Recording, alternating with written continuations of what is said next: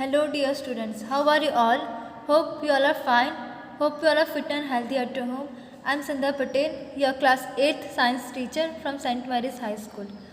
So in our previous class we have discussed about transfer of charge, how the charge has been transferred. Now let's see ahead what is given in our textbook. The story of lightning. It is not possible to explain lightning in terms of the charges produced by rubbing. Now in our previous class I have already explained that how the charge has been produced simply by rubbing. You learned in class 7th that during the development of a thunderstorm, the air currents move upward while the water droplets move downward. This vigorous movement causes separation of charges. By a process not yet completely understood, the positive charges collect near the upper edge of the clouds and the negative charges accumulate near the lower edges. Now in class 7, you must have already learned that how the thunderstorm is been developed, right? In that what happened? The air current is moving upward and the water droplets they are moving downward. And due to this movement, there causes a separation of charge, and by this process, though this process is not completely understood, but it is believed that the negative charge is at the bottom of the or the lower end of the, it is believed that the upper edge of the cloud contains positive charge and the lower edge contains the negative charge. As shown in the picture, you can see that here is a positive charge and here is a negative charge. It has been accumulated. When the magnitude of accumulated charges become very large, the air, which is normally a poor conductor of electricity, is no longer able to resist their flow. We know that air is considered as a negative or poor conductor of electricity, but as soon as the accumulation of charge is very large, it becomes hard to resist their flow. So negative and positive charges meet, producing streaks of bright light and sound. We see streak as lightning as shown in figure 15.5. The process called an electric discharge. Now when the air stops resisting the electric charge, electric flow, then what happens? The positive and negative charges are meeting and it results into a large bright streak of light and produce some sound, and this is what we call as lightning, and this process is called electric discharge. Underline this line, electric discharge. So this is how the lightning is produced. So I hope this is clear. Now let's move to the next page. The process of electric charge can occur between two or more clouds or between clouds and the earth. So this process of electric charge discharge is generally, it can be occurred between two or more clouds, or also it can occur between the cloud and the earth.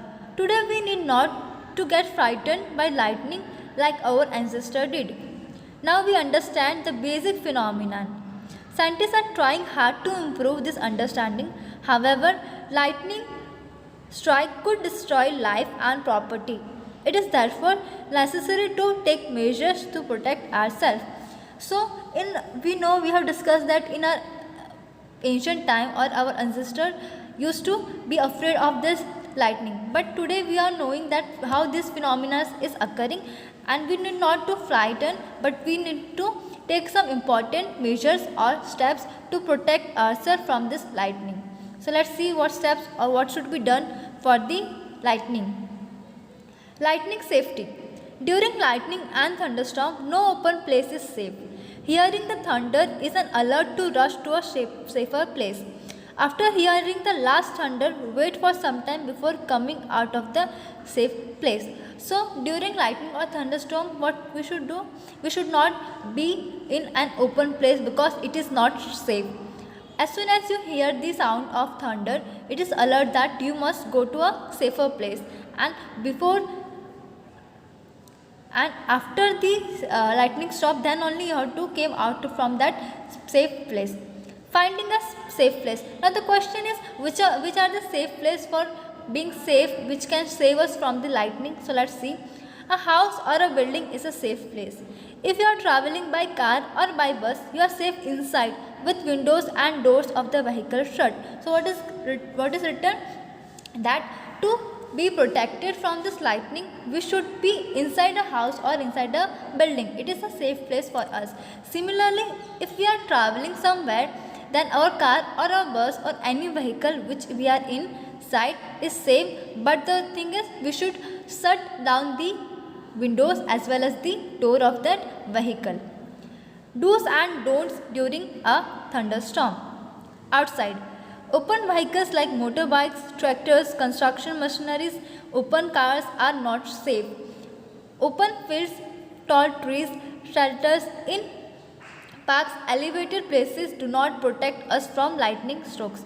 So which thing we should do or don't do during a thunderstorm is been given.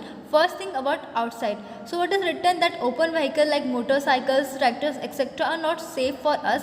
Similarly, the open fields, tall trees, shelters are also not safe for us to. It cannot save us from the lightning or thundering strokes. Carrying an umbrella is not at all a good idea during the thunderstorm.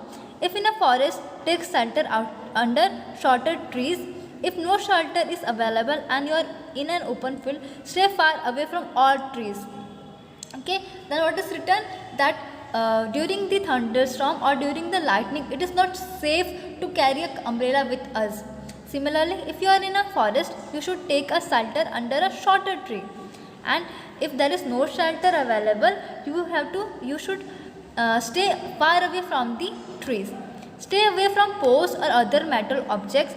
Do not lie on the ground. Instead, squat low on the ground. Place your hands on your knee with your head between the hands, as shown in figure 15.6. This position will make you the smallest target to be struck. So what is given away? Then what is given? That you should be stay away from the poles. We should stay away from the electric poles so that we can be safe from the lightning and also from the other metal objects. Why we should stay away from metal objects? Because the metal carries or passes electricity, hence we should be away from the metal objects. Then it is written that we should not lie on the ground. Instead of lying, we should squat low on the ground and put our hands on our knees and head between the hands as shown in this figure. This position will make you less target to be struck. So this is how you can be protected from thunderstorm or lightning if you are outside anywhere. So for today, this much only. This thing we have discussed, that how is lightning is been occurring, how we can be safe from lightning if we are outside, and in our next class we are going to discuss how we can be safe while we are inside the house and other things also. So for today, this much only. Thank you so much.